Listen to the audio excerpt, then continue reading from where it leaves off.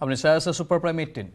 গুৱাহাটী চিকিৎসা মহাবিদ্যালয়ৰ 4 নম্বৰ ছাত্ৰাবাসে অতিক্ৰম কৰিলে 50 বছৰ 4 নম্বৰ ছাত্ৰাবাসৰ সোণালী জয়ন্তী উপলক্ষে আয়োজন কৰা হয় বৰ্ণাঢ্য কাৰ্যসূচী এই অনুষ্ঠানত অংশগ্ৰহণ কৰে যুৱ প্ৰজন্মৰ হাৰ্টথ্ৰব জুবিন গাৰ্গ গুৱাহাটী মেডিকেল কলেজৰ প্ৰবক্তা চিকিৎসকৰ লগতে অসমৰ বহুকেইগৰাকী আগশাৰীৰ চিকিৎসকে সোণালী জয়ন্তী উপলক্ষে জুবিন গাৰ্গে মুকলি কৰে 4 নম্বৰ ছাত্ৰাবাসৰ থিম সং এপিনে এই অনুষ্ঠানত ছাত্ৰসকলৰ দ্বাৰা পৰিৱেশিত গীত নৃত্যৰ সাংস্কৃতিক অনুষ্ঠানত মুখৰিত হয় ছাত্ৰাবাস চৌহদ ছাত্ৰাবাসৰ সোণালী জয়ন্তী উপলক্ষে গুৱাহাটী মেডিকেল কলেজৰ প্ৰবক্তা চিকিৎসকৰ লগতে অসমৰ বহুকেইগৰাকী আগশাৰীৰ চিকিৎসক তাত উপস্থিত থাকে এই অনুষ্ঠানত জুবিন গাৰ্গ উপস্থিত হৈ ডক্টৰ বেজ বৰুৱা চলচ্চিত্ৰৰ প্ৰচাৰ চলোৱাৰ লগতে পৰিৱেশন কৰিলে গীত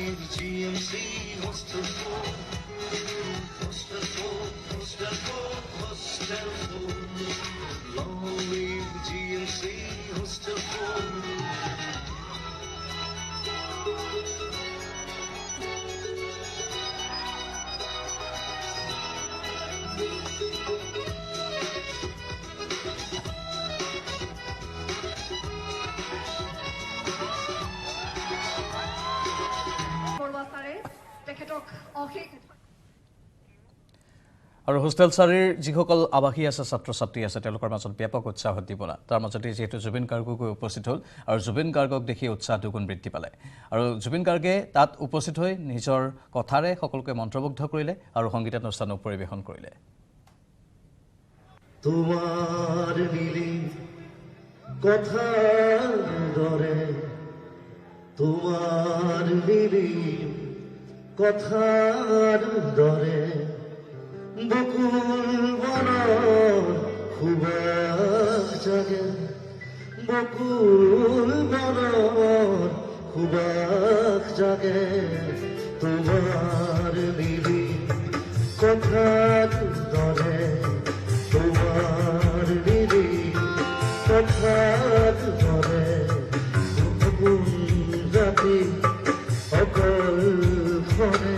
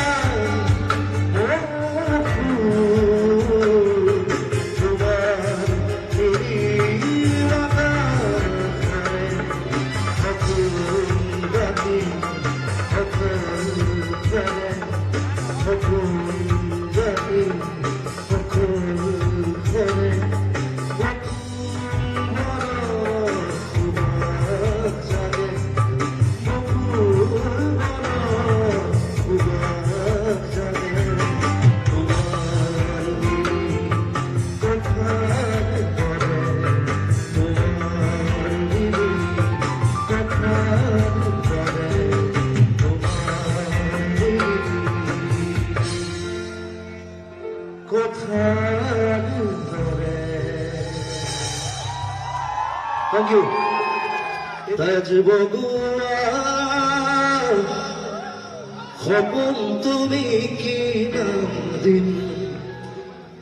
জেদ গরোয়া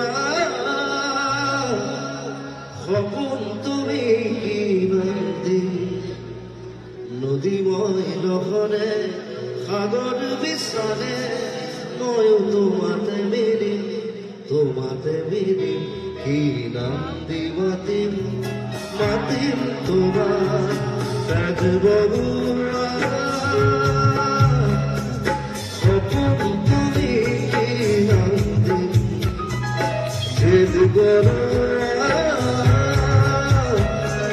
সপোন তুমি কি নাম দিম নদীময় লহৰে সাগৰ বিচাৰে ময়ো তোমাতে মেলি কি নাম দি মাতিম তোমাৰ Thank you. ইপিনে GMCHৰ 4 নম্বৰ ছাত্ৰাবাসৰ সোণালী জয়ন্তীৰ কাৰ্যসূচীত অংশগ্ৰহণ কৰি সকলোকে নতুন অসমীয়া ছবি ডক্টৰ বেজবৰুৱা চোৱাৰ বাবে আহ্বান জনালে জুবিন গাৰ্গে আধুনিক চিনেমা প্ৰস্তুত কৰি উলিয়াইছোঁ আমি সকলোৱে মিলি আৰু মোৰ চৰিত্ৰটো চালে গম পাব কি বস্তু আৰু ধুনীয়া ধুনীয়া গান কৰা হৈছে সকলোৱে উঠি পৰি লাগিছোঁ আমি এইকেইদিন প্ৰমোশ্যনত য'ত যেনেকৈ পাইছোঁ আমি প্ৰমোট কৰিছোঁ আজি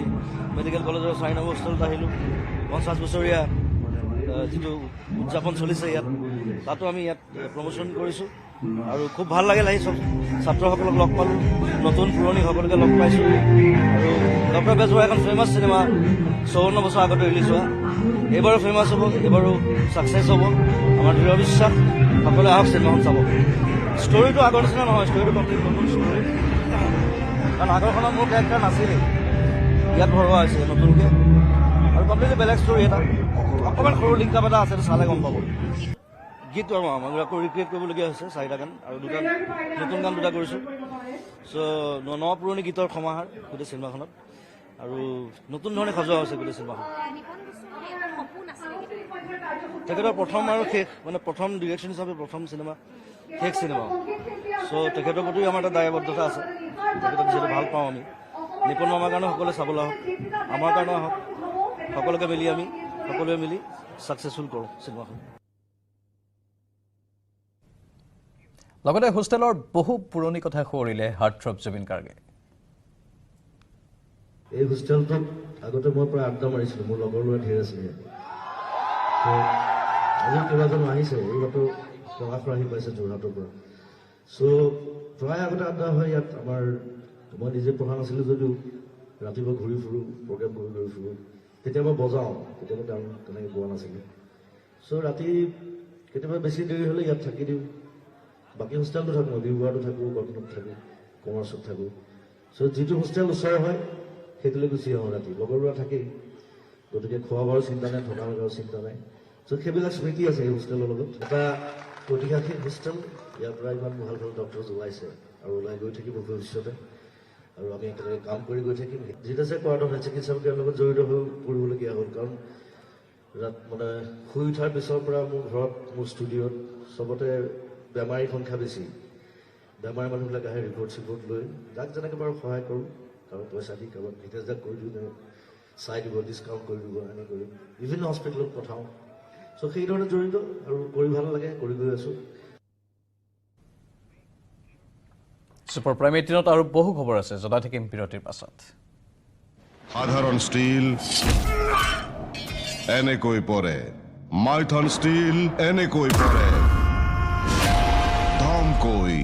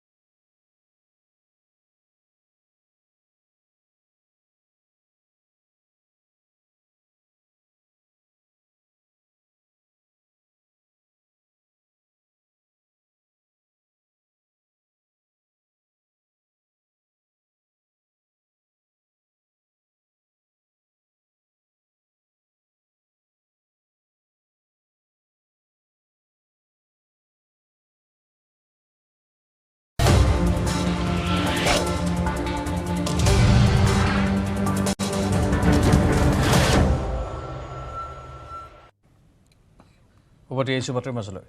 ৰাজহুৱা অনুষ্ঠানত বিধায়কৰ মুখত অশ্লীল শব্দ নাক কাণ কাটিলে বিধায়ক ৰমাকান্তই আনন্দত মতলীয়া হৈ থকাৰ সময়তে ঘটিল অঘটন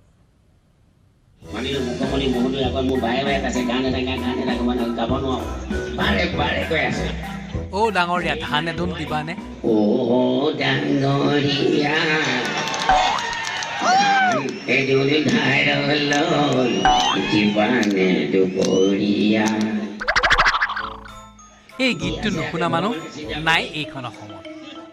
মৰা পালো জিয়া পালো কাকো বেছি খালো অ ডাঙৰীয়া ধান এদুন ধাৰলৈ দিবানে দুপৰীয়া গীতৰ গায়ন শৈলীৰ স্বকীয়তাই বেলেগ তেওঁ অ ডাঙৰীয়া মানে কি এদুন ধাৰলৈ দিবানে দুপৰীয়া দিবানে দুপৰীয়া মৰিগঞা বিধায়ক ৰমাকান্তৰ কাহিনীৰ শেষ নাই য'তে ত'তে লেকাম ছিগি যোৱা ৰমাকান্ত দেউৰীৰ ৰাজহুৱা অনুষ্ঠানৰ মাজতে লেকাম ছিগিল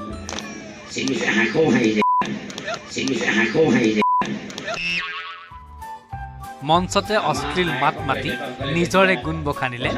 বিধায়ক ৰমাকান্ত দেউৰীয়ে কথাৰ মাজতে ৰাজহুৱাকৈ অশ্লীল মাত বিধায়ক ৰমাকান্ত দেউৰীৰ মুখত মৰিগাঁৱত অনুষ্ঠিত মাঘৰ এনিশা অনুষ্ঠানত কি ক'লে আমি আপোনালোকক ক'ব নোৱাৰোঁ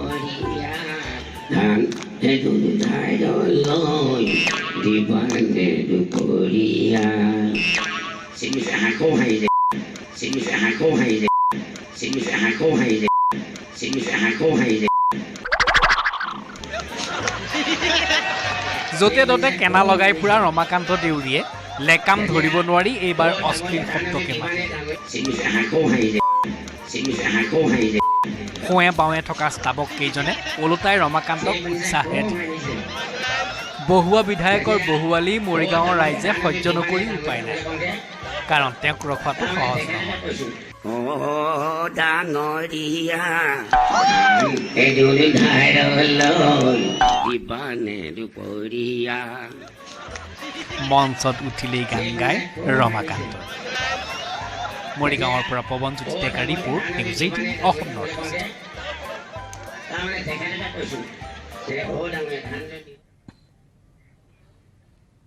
ভ্ৰাম্যমান জগতৰ দীনবন্ধু আৰু নাই অৱসান ঘটিল এগৰাকী তাৰকাৰ বৰ্ণময় জীৱননাট ব্ৰেইন ষ্ট্ৰোকত আক্ৰান্ত হৈ চিৰবিদায় মাগিলে যশস্বী অভিনেতা প্ৰাণজিৎ দাসে গ'ল এতিয়া কি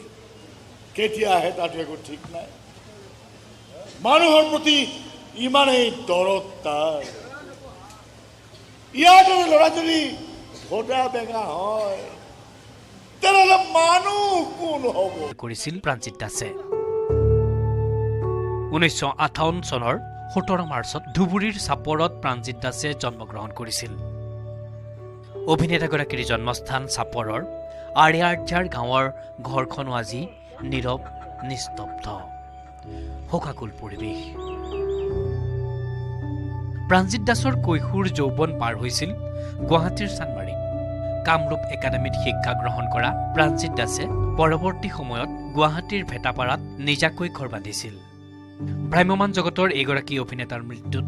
অসমৰ সাংস্কৃতিক জগতখনে গভীৰ শোক প্ৰকাশ কৰিছে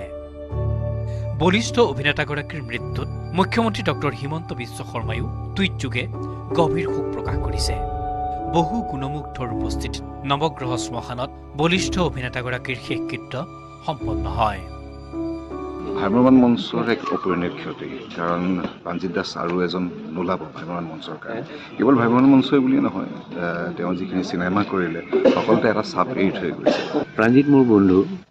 প্ৰাণজিৎক মই পাইছিলোঁ আৱাহন থিয়েটাৰত আমি 80ৰ পৰা 85লৈকে একেলগে আছিলোঁ থিয়েটাৰত আৰু এই প্ৰাণজিৎ দাসৰ লগত যিমানখিনি অভিনয় কৰিলোঁ আজি মই দৌৰি আহিছোঁ ইয়ালৈ তাৰ শেষকৃত্য চাবৰ কাৰণে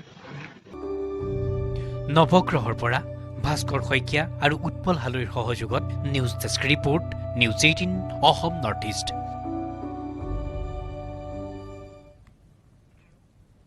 ৰাজনীতিৰ নাগপাশতবন্দী উচ্ছেদ প্ৰক্ৰিয়া বাৰম্বাৰ উচ্ছেদ বাৰে বাৰে বেদখল ভয় শংকাত দিন পাৰ কৰিছে শিলখাকুৰ বাসিন্দাই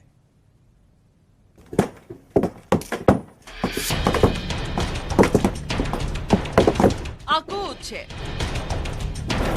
ভয় শংকাৰ মাজত দিন পাৰ কৰিছে মহানগৰীৰ এটা অঞ্চলৰ লোকে এতিয়া থাকবা দিয়ে তেতিয়া আমি ভাল পাওঁ এতিয়া কি কৰে গোটেই ভাঙি মানে একদম চুৰ মাৰ একো নাই বস্তু গুচাব পৰা নাই আমি একো বস্তু গুচাব পৰা খালি মানুহকেইটা গুচি গৈছে অঞ্চলবাসীৰ জীৱনলৈ যিকোনো মুহূৰ্তত আহি পৰে বিপদ চকুৰ সন্মুখত অঞ্চলটো টচ নচ কৰি দিয়া হয় ঘৰ দুৱাৰ সেমেকা চকুৰে উজাগৰি নিশা পাৰ কৰিব লাগে অঞ্চলবাসীয়ে সময় সময় ৰাজ্যত অব্যাহত আছে উচ্ছেদ পৰ্ব পিছে এই উচ্ছেদ পৰ্বৰ লক্ষ্য চৰকাৰী বেদখল ভূমি মুক্ত কৰা নে আন কিবা তাক লৈ আছে বহুখিনি প্ৰশ্ন বছৰ বছৰ ধৰি ভয় শংকা দিন পাৰ কৰা এই অঞ্চলবাসীৰ কোনো দিন দূৰ নহয় সমস্যা কি কংগ্ৰেছ কি বিজেপি প্ৰতিখন চৰকাৰৰ দিনত টাৰ্গেট এইসকল লোক কাৰণ এইসকল লোকে বাস কৰা ভূমি শিলহাকু ইমানলৈ সকলো ঠিকে আছে পিছে চৰকাৰ প্ৰশাসনৰ বাৰ বাৰ উচ্ছেদৰ পিছতো থাকি যায় এইসকল লোক চৰকাৰী উচ্ছেদৰ এমাহ দুমাহৰ ভিতৰত এওঁলোকে পুনৰ সাজি লয় গৃহ ইমানেই নহয় উচ্ছেদৰ সময়ত কৰ্তন কৰা বিদ্যুৎ পুনৰ সংযোগ কৰি দিয়ে শক্তি বিভাগে পৌৰ নিগমে এওঁলোকক প্ৰদান কৰে হোল্ডিং নম্বৰ বছৰ বছৰ ধৰি অঞ্চলটোত চলি অহা এয়া যেন এক নাটক শেহতীয়াকৈ যোৱা 21 মেত অঞ্চলটোত চৰকাৰ প্ৰশাসনৰ চলিছিল উচ্ছেদ অভিযানত 1000 হেক্টৰ ভূমি মুক্ত কৰা বুলি দাবী চৰকাৰৰ পিছে বেদখলমুক্ত এই ভূমিত পুনৰ নিৰ্মাণ গৃহ ৰাজ্যৰ শক্তি বিভাগে অঞ্চলটোত যোগান ধৰিলে বিচ্ছিন্ন কৰা বিদ্যুৎ কানেকশ্যনটো তাহাঁতে কৰি দি গৈছে এই লাইনৰ মানুহকেইটাই এইবিলাক কাটি দিছিল নহয় লাইন চাইন নাছিলে সব আকৌ ইহঁতে লগাই দিছে যেতিয়া কাৰেণ্টটো আহিল তাৰপিছত আমি কাৰেণ্টৰ পৰা তাৰখিনি আমাৰ মিটাৰ আছিলে মিটাৰ দি আমি বিল দি আছো মাহে মাহে যদি সঁচা অৰ্থত সেয়া উচ্ছেদ আছিল তেন্তে পুনৰ কেনেকৈ সংযোগ হল বিদ্যুৎ যিটো সংযোগ কৰা বিদ্যুৎ চুৰি নহয় মাহিলী বিদ্যুৎ মাচুল প্ৰদান দি অঞ্চলবাসীয়ে গ্ৰহণ কৰিছে বিদ্যুৎ বিল মাহে মাহে দিছো আমাৰ মোবাইলত আহে না আজিকালি বিল আমি বিল দিলো ইয়াতে আমি আহিছো 5 মাহ হল 5 মাহ ধৰি বিল দি আছো 5 মাহ মানে যিবিলাকৰ আপোনাৰ মিটাৰ লৈ গৈছে সেইবিলাকৰো বিল দি আছে বিল বোলে এনাই আহে এতিয়া প্ৰশ্ন হয় চৰকাৰী সমস্যাৰ সমাধান বিচাৰে নে সমস্যাসমূহ সমস্যা হৈ থকাটো বিচাৰে বছৰৰ পিছত বছৰ ইস্যু সলনি কৰিবলৈ চৰকাৰে জীয়াই ৰাখে সমস্যাসমূহ যাৰ বাবে সময়ে সময়ে এই ধৰণৰ স্থানত চৰকাৰে উচ্ছেদ চলাই চমক সৃষ্টিৰ লক্ষ্য কৰে য'ত পুনৰাই অঞ্চলসমূহত বসবাসৰ সুবিধা কৰি দিয়ে চৰকাৰৰ নিজ বিভাগে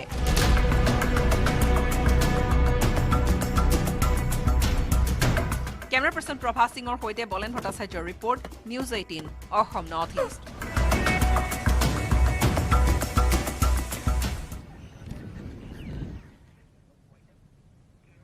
আৰু এয়া আছিল আজিৰ ছুপাৰ প্ৰাইম 18 নমস্কাৰ